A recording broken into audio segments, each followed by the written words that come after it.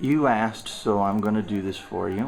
We're going to do a video tutorial on how I would make the SSL operate. So let's walk in and find out what's going on.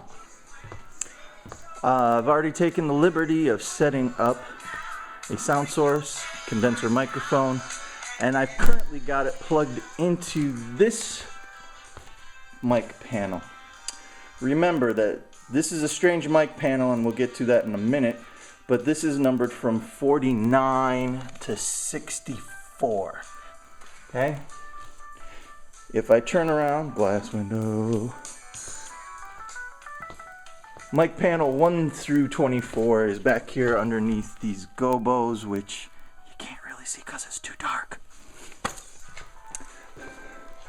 And then back here behind the drum set, I've got another panel that is 25 through 48. Okay? There's also additional microphone lines inside the ISO booths that are on either side of the main studio. And there's mic panels inside that closet and inside this airlock. So there's numerous places to plug a microphone in. In fact, there's actually microphone lines running from the lecture room and also 021 that come into here. So where do all these microphone panels, mic lines show up? Well, they show up right here in the producer's rack, right? So up top,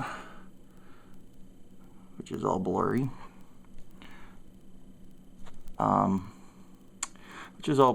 yeah. They are the studio mic lines that run 1 through 48, and I want to point out that you've got to be cautious. Mic lines 24 and 48 are denormaled. So if you use those two lines, 24 and 48, you would actually have to physically patch those to make it happen. Before I even start to worry about that though, let's turn this room on. So I'm going to go ahead and turn on the power for these racks.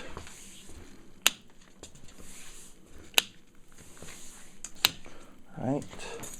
And then I'm going to come over and turn on the Atom speakers and the Mackie speakers. Right. So come on. And the final set.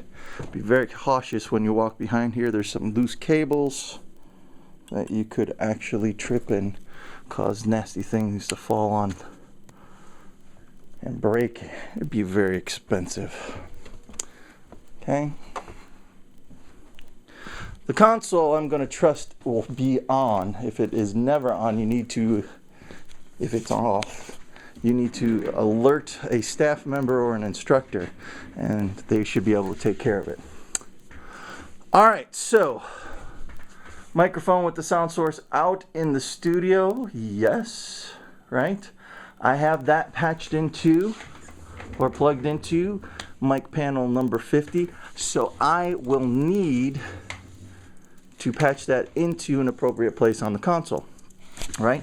So I need to find that line. Here it is. 50. You could have used 49 if you want. I just picked 50. Why not?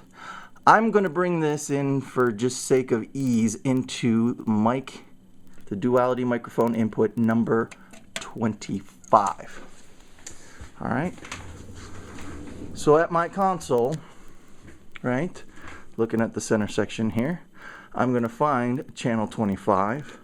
I'm going to select it by hitting this select button down here. Up on the main display, you should see it outlined in green. Okay? If I did not hit this select button, I could actually come into the communications channel select area, right?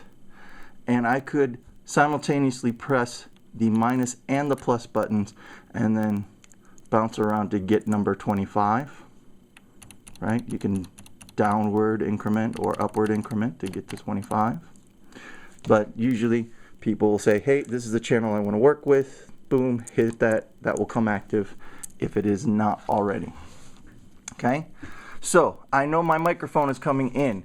However, the console does not think it's looking for a microphone input. It's looking for what's coming in onto the monitor input or the line input.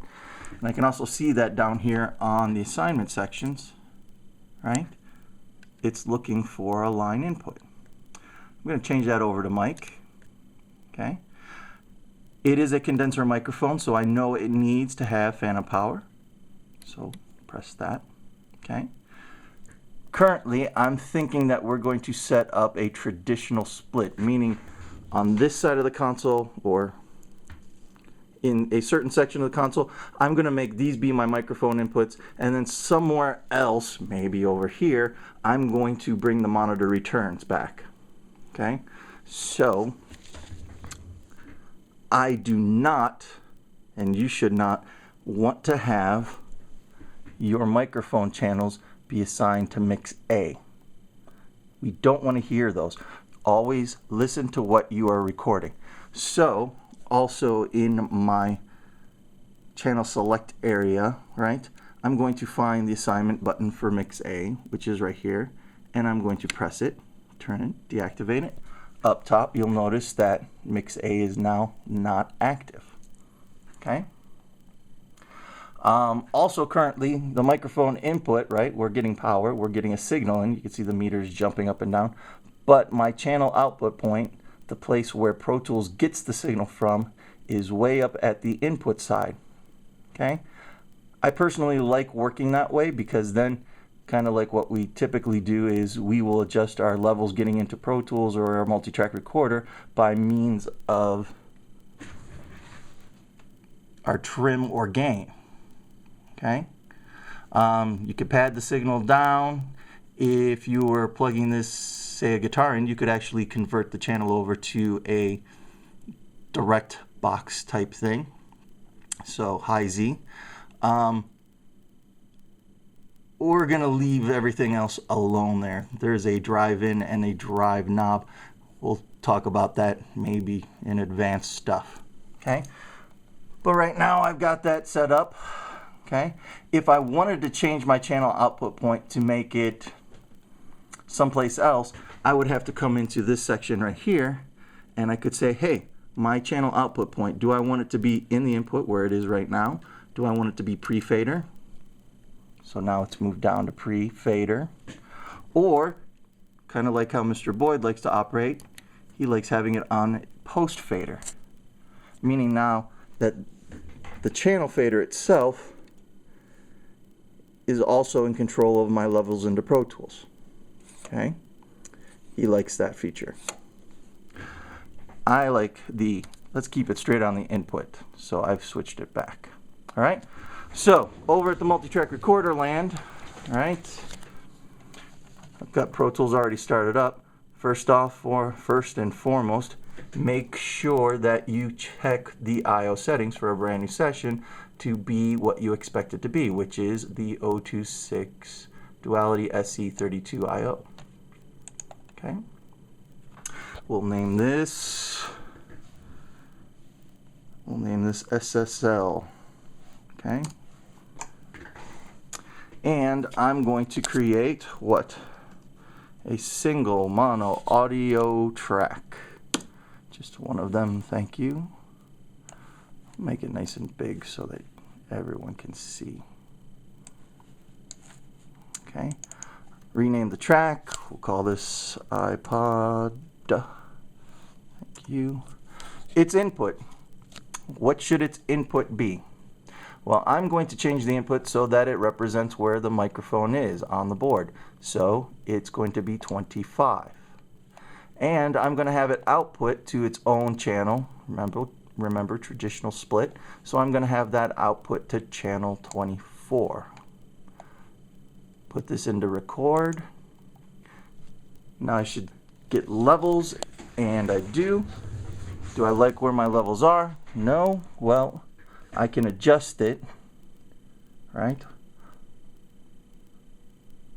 by turning the trim on the console, right? And I always watch what my meter's doing while I'm adjusting the trim. The meter in Pro Tools, not necessarily the meter on the console. Meter in Pro Tools. That one is the de facto, this is how your recording levels are going. Whereas this guy just says, hey, I'm loud and proud coming in through the console. Okay? So, into Pro Tools, out of Pro Tools, where? Back on channel 24. Channel 24 is looking for what's coming out of Pro Tools. See, it's set up for monitor line input. And unlike 25, I want to have this in mix A. Right? So I should be able to come down and start to turn up my channel fader. Right? Channel fader up. How about my master fader? Is it assigned for mix A? How would I know? Well, I look up at my main buses section and I want to press this button and then the button that represents fader, right? And make sure that now mix A has the fader assigned to it. So now I know that my master fader is on mix A. Okay? My control room source, I want that to be mix A as well. And then I should be able to turn up the volume and get some signal coming through the board. Hey, wow, it's lovely. Okay? Now, currently I am listening to the large Atom speakers. I can flip that over to be the Mackies by hitting this button.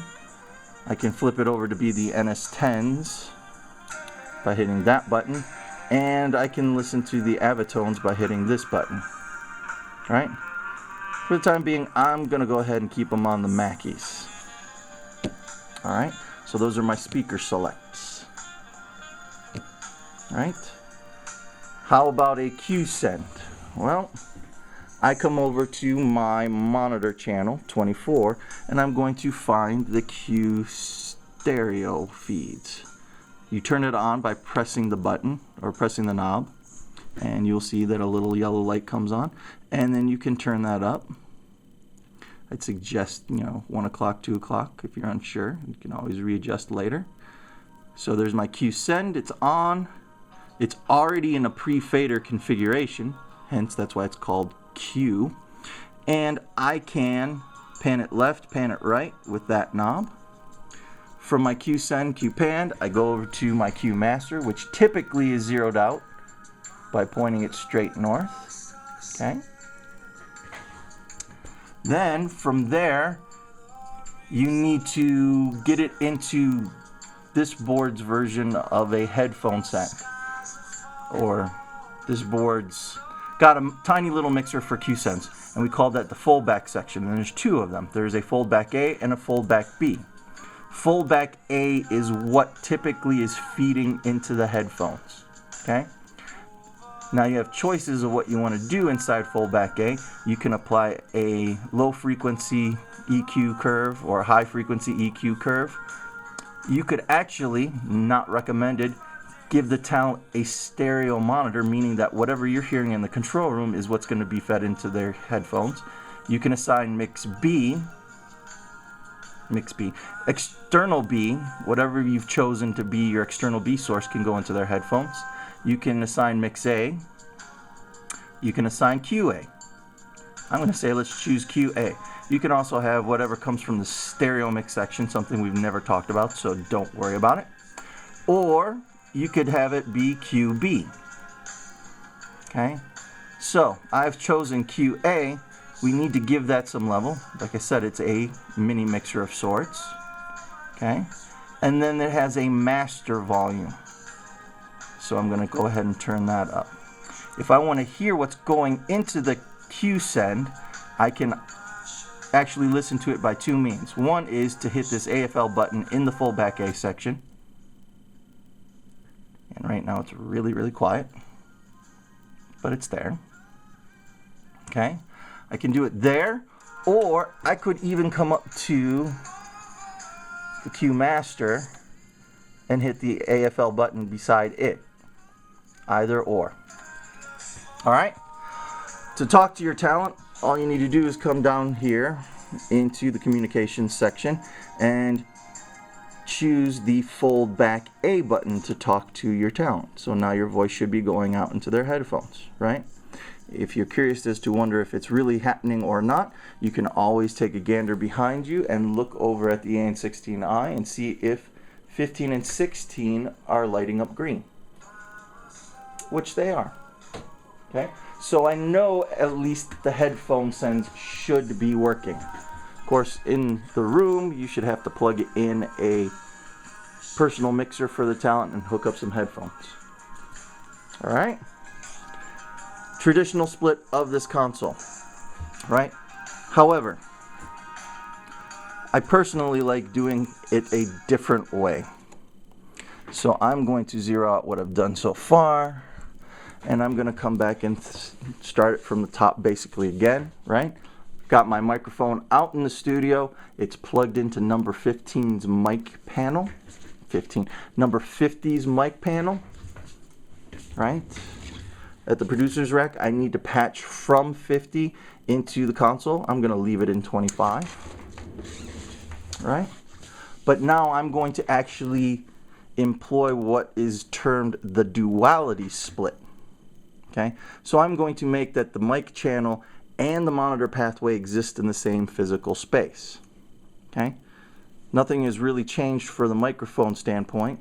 Okay, still have a mic input and I still have phantom power coming into it. But you need to watch what happens next. I am going to, one, ensure that my channel output point is either in the input, right, or it is in pre-fade, either or. It cannot be post-fade. Okay, so I'm going to make it stay as input, right? My channel output point is at the input stage of this channel. I do want it to be assigned to mix A now. All right, and now I have my choice. I can either hit this split button here in the master section, or I can actually hit the split button that exists on the channel itself. Up top, you'll notice now I have two pathways.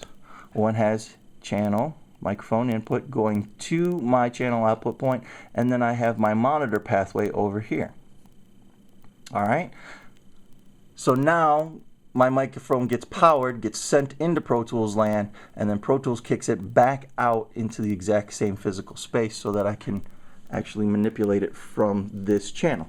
So over in Pro Tools, all I need to do now is assign it so that it outputs onto 25.